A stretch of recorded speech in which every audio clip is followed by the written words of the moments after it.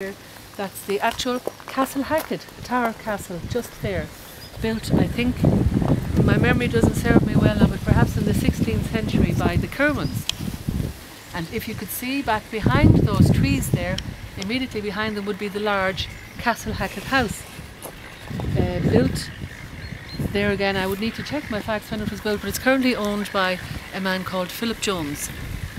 He's the current owner of Castle Hackett House. And then of course over here on our right, this fine expanse of green field is where some of the battles from the film took place, and a little farther behind was where the gigantic white horse was etched out of the landscape to replicate the real white horse in Sussex, in England, where Alfred was from, because we tend to forget Alfred has nothing to do with Knockmar and Carlisle.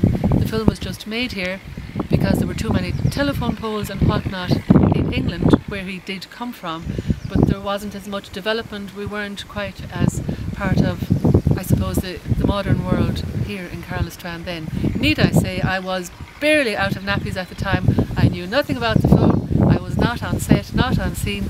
This came to me years later as a wonderful story that, as we know, is still rolling. Alfred lives.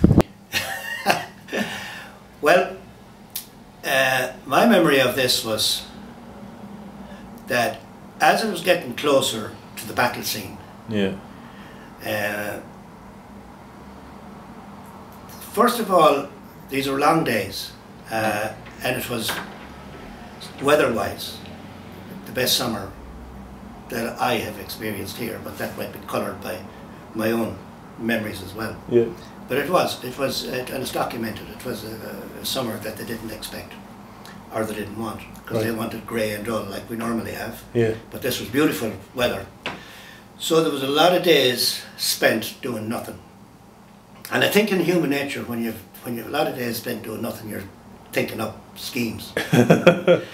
Plus also, there was a filter coming from abroad, from the English movies that were made, or the movies made in England I should say, with extras, and it came through to us that the money was better there, but the money was better there for everything in those days. But anyhow, again, in or about, I would say, the middle time. So let's say if it was a 12-week thing, maybe a month or 5 to 6 weeks or so into it, there was a couple of, let's call them shop stewards, unofficially, that said, okay, we've enough of this, we're going to look for more money. Now, I also remember that there was like no negotiation. It was, no, this is it, this is the deal that was made, and then it came down to it, that the only way we could get more money was we'd have to strike. Right. But we would have to strike with a full deck, if you like, or a full hand. So I remember at the beginning of a battle scene, a critical battle scene, obviously. Yeah. And we were all ready there to go when we got the word action. But the word again came through the ranks: don't move. Perfect. So that was it. We're there, action, no movement. This is when problems started. There was, come on you guys, you know, what the hell are we paying you for, kind of thing. And of course that's a red rag to an Irishman. Yeah, yeah. And we said, oh, you know, and you get guys throwing down shields and spears and taking the helmets off. Yeah. And the next thing it was sitting down on the ground. And that was it. And that's the way it, as these things do, that's the way it began, and we just sat there. And this, again, I think this was, I know a lot of the battle scenes were done at night. It might have been night time or coming into the morning time, but we sat there for the day, and at the end of the day we got our money. Now that's my memory of it. But in the evening, that was the important part. You come down and you collect your chit, and you present it and get your money. And cash, all cash. All cash. All cash. And you know, £4.50 was the going rate. A day? A day. Yeah. Yeah. But I was telling Richard on the way up there that it was during the summertime, and it was beautiful weather, and quite a few of the farmers had hay fields down, and they were kind of grumbling among themselves whether they should be at home making up the hay or going over to the film making. But they decided anyway, coming over, look at maybe if we ask for more money, it would pay us. So they did that anyway, and there was a bit of a dispute going on over how much money, and wasn't there a strike? There was. There was a sit-down strike, and we sat across the passageway where they just bring the stuff up, and but we did. We got the extra few bob. Well, you know, these guys just figured we weren't getting enough, and they'd put the word around, and they'd start everybody mumble, you know, not getting enough of this crack at all. So we'd say, the men a collection, and everybody was sitting down. We ain't going no place without an extra pound or something. And I mean, an extra pound was a good bit. Yeah. Kinda. And like I say, £3 a day was the average. If you went to England now and got £5 a day working with the subby, you'd be doing very well. But the ordinary, thus students that would be going over, we wouldn't look like men that didn't dig much of a hole, you know. Except there was a few big fellas in it, but the normal guy, he'd never get Five. He'd never get a fiver, he'd get £3 a day. And I grew it specifically for Alfred the Great, 1968. I never shaved it off since. It's as simple as that. My memories of Alfred the Great is that, you know, I really wanted to be in that film, but I couldn't grow the beard, so it was kind of alienated me immediately, even though a lot of my friends got into it, you know. And a little bit annoyed as well at the time, you know, annoyed with myself more than anything else, like that I couldn't grow the beard. But and later I got married with a big huge red beard, and everybody said I looked like a Viking, so I could have, it was a couple of years later, I could have been one of the stars of the film, like, but that's another story. But the guide memory I have of swimming in the River Corrib, you know, is the day that David Hemmings came down. They were going up the river for some reason or other, probably out on a trip. It was a beautiful summer, and we were swimming out every day down there that time. And a propeller came off his boat, just at Steamer's Quay there, you know. And for anybody that's familiar with that area, they'll know that there's a lot of mud and a lot of weeds at the bottom of that, like. So he offered a fiver to the boy that could retrieve the blade or the rotary blade for him. And within, you know, seconds, you know, the water was actually full of boys. It was maybe 45 and 50 of us just jumped in, like, searching for this, covered in mud, covered in weeds. No fear of drowning, which was a distinct possibility given the amount of us that were in the water, and a number of couldn't hardly swim.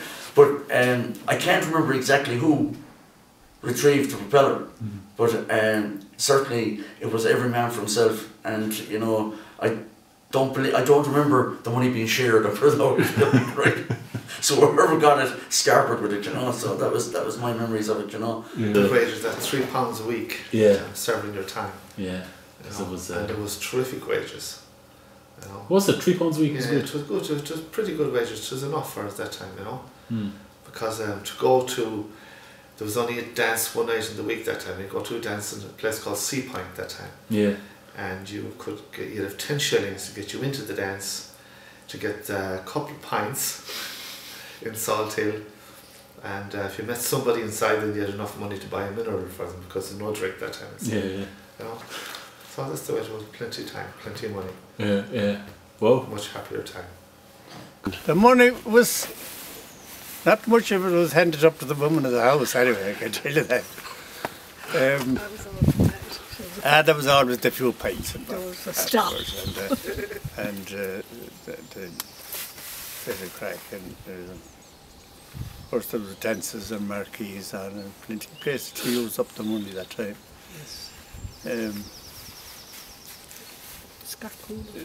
I'd say quite a few people were able to put some money together maybe and buy a new suit.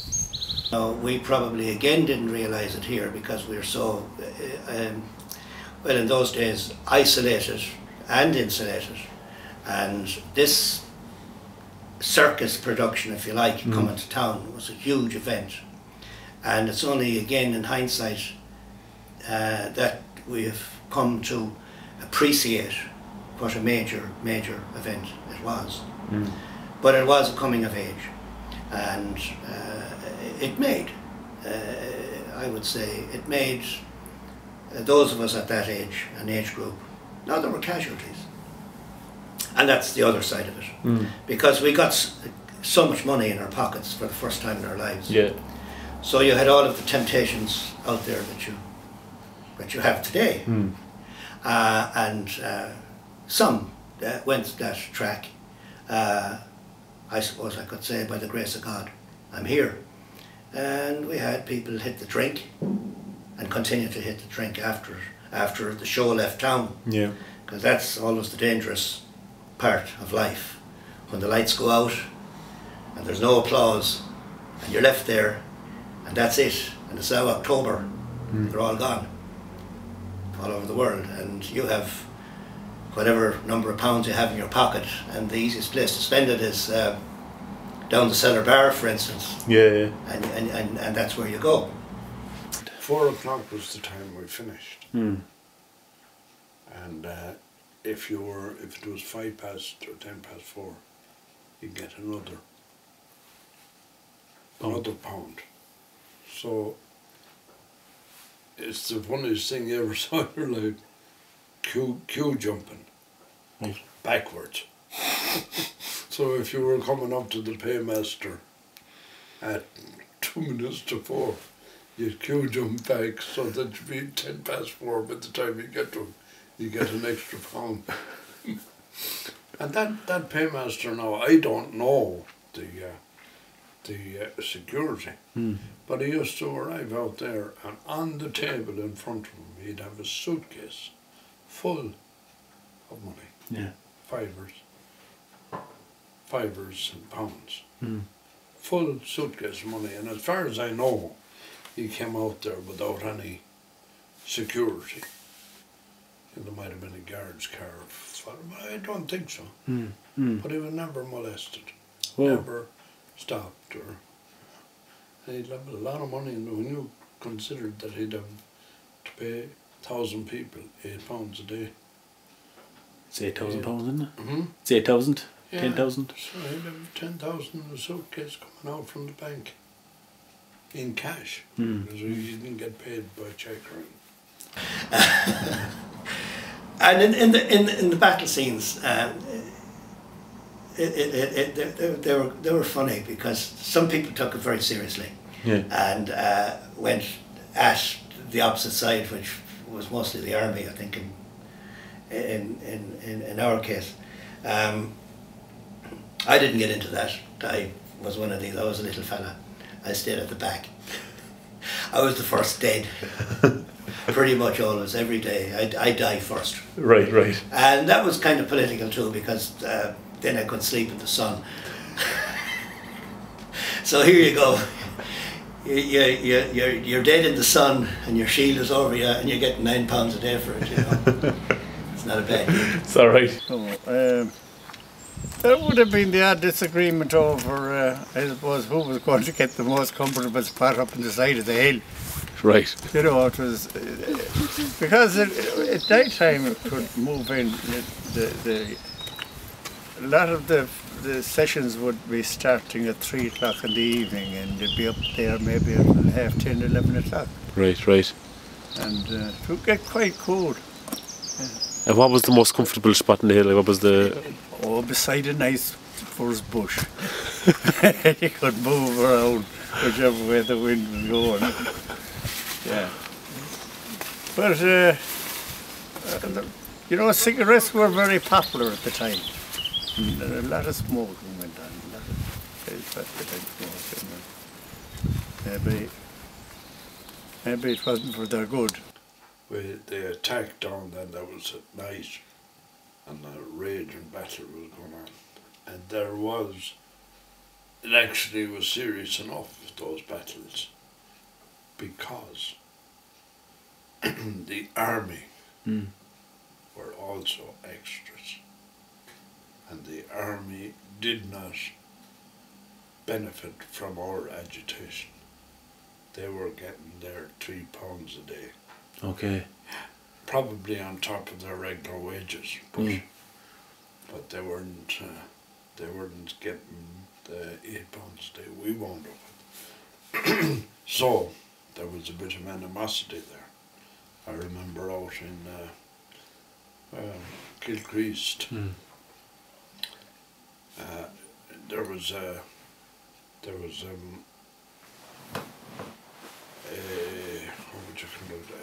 formation, a battle formation of the army fellas. They were not the Vikings, they were the Saxons on this particular day, and they had this spearhead of formation, you know, and we were to attack down the hill and head into this formation. And by jeepers, I saw fellas getting what the army fellas were not one bit.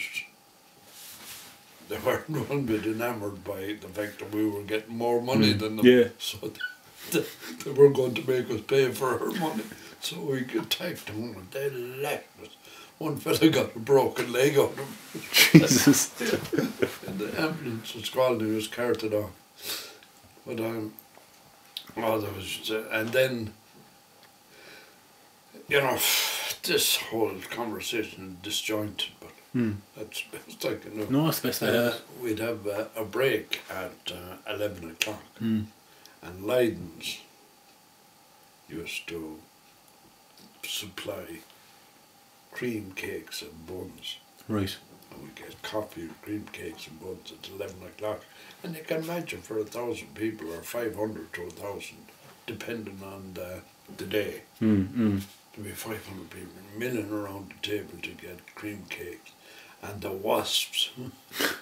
They used, I remember out in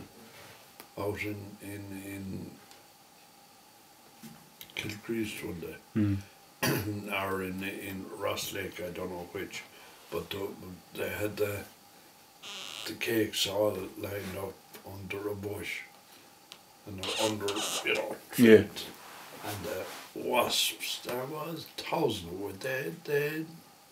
It was a kind of who'd get the cream cake first. The wasps were us. So there was a lot of people stung. The food was very good, real quality food, and food that an awful lot of us weren't even used to at the time.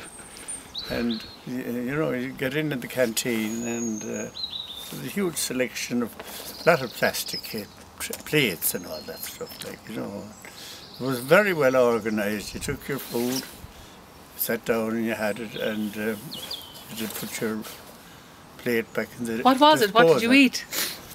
Oh, ham, chicken, turkey, bacon, mostly cold salads. The fact that it being summertime, you know, there's no great need for it. We used to look forward to the day. How could you do nothing? Sit around and smoke fags. Then they used to feed us there too at 1 o'clock or 2 o'clock, whatever time, 12:30 I think maybe. And you get the best of grub. You get salmon and courtesy of the boys, the caterers were from Galway too. Yeah. And they'd be having salmon for one particular day. And you know, 1,000 people with salmon. That would take him any salmon. Well, a salmon would do what, 8 people with it? About 8 to 10 people, yeah. So, they'd have lovely salmon steak. And, the grub was great. You'd have steak another day. And it wasn't just ordinary steak, you'd get the finest. From what I was told of the guys that were taking part in it, there was a lot of students as well involved in the, you know, as the extras in it, and a lot of them were under pressure as well, you know, trying to get stuff ready for exams and that, like, you know, in the later part of it. and there were a number of them caught on camera, so to speak, in the middle of a battle scene, and they'd have to be cut and start again, where they'd be under a tree reading a book, you know, and there was certain individuals supposed to go into battle with a pair of glasses on, you know. And I remember a couple of guys telling me like that, you know how you were supposed to lay down and be dead, you know, you couldn't get these guys to lay down, they just kept getting up, like, you know. Nobody wanted to be on the dying side, you know. But those are the kind of memories that I have of it, you know. Yeah. Bob MacDonald was a character. He's an American guy. He was a special effects director, and Bob MacDonald was as close to me as you are. Yeah. A lot of times for some reason, and I used to laugh more on the nights when we were filming, because the director would say, "Hey Bob, we need more smoke, or we need more wind." And this goes to show you how good a summer this was. If they had to make wind out, it sounds funny, out in Castle Hackett. So he was the special effects director. Cattle to pull a plough, and it was a fascination from the word go. You know, how he handled them. You know, he was a very, very professional individual with stock, horses or any animal. He was weeks and weeks there until they got him to pull the plough, you know, and the actual shot only lasted a few minutes, you know. Really, for the effort that went in, and even the whole, when you look at the building that was made there in a couple of weeks, and all the huts that went up, and the canteen, and there was a canteen staff there. There was a Festy Conroy. He was a great tin whistle player. He was a chef there. The amount of work that it created was unreal. You know, it was a pity that the film wasn't a good success. You know. And we were told then, you go up now to the section up there, follow that man, and get your garments. You get your old scruffy garments, the cape, and then take your rags. Right, yeah. Cover yourself up with them, like, and go up and sit down there and wait for the real action to take place, which wouldn't be maybe until very late in the evening. Right. To get the right effect. But the army guys would be coming in, and they'd be in organised marching order, like, you know, and they'd be real dum dum dum dum dum dum dum, you know. You'd hear it all over the head. The next thing is the extras will be calling, oh, have we go over our bows and arrows, and there was makeshift little swords and scabbard, like, you know. Not everyone had them now. You've been more or less going around and waving it and shouting, and that'd be all right then. That section of it would finish after about 10 or 15 minutes. And maybe about 4 times or 5 times that might be repeated before the actual take would have been. And we weren't told at all when it was going, the take was on or otherwise, like, you know. Did we cover everything there, did we? Well, not really, but and I'm sure that but it was Ross Lake now. There was I think we're 3 or 4 days trying to make a scene of horses being transported on water, on rafts. They had rafts made, you know, wooden rafts. They had horses on them. The crack used to be made. How so? The horses would be in the water. They'd fall off the rafts, and the horse would panic out in their raft, you know. And the crack was mighty. We'd be on the shore having great crack watching. The man I worked for there was he was a man called Ken Crack. It's an unusual name, but I think he was a Jew actually. He was a very, very intelligent man, and was very, very quick to pass on his knowledge to you. Oh yeah, There was a big hut built, timber hut. The whole place was full of barna huts, they called them, and there was one for where all the ESB gear went in, and myself and an apprentice was in there. We were building a board in it, and this man arrived in with a hat on him, and he was looking and said nothing, and I was kind of getting annoyed because I didn't know who he was, and it was kind of, we couldn't talk to my apprentice as to what we were to do, and he must have been about 5 minutes there, and I looked at him, and he said to me, "Do you know what you're doing there?" And I said, I wouldn't be here, I said, if the ESB didn't think I knew what I was doing. And he stormed out of the building, and about a half an hour later I met him outside, and he said, "Do you know who I am?" And I said, "I don't." He said, "I'm the chief engineer here." And I said, I told him my name, and from the day I left there, we were the best of mates, and he certainly looked after me. The sad thing about all these things is while they're going on, it's great, but then you forget it, and whereas maybe it would have been great had a diary being kept by an individual of what went on during the day, or and be able to put a date and and you didn't keep any track of it? It didn't cross your mind? No, once it was done, it was done, and finished it, and that was that.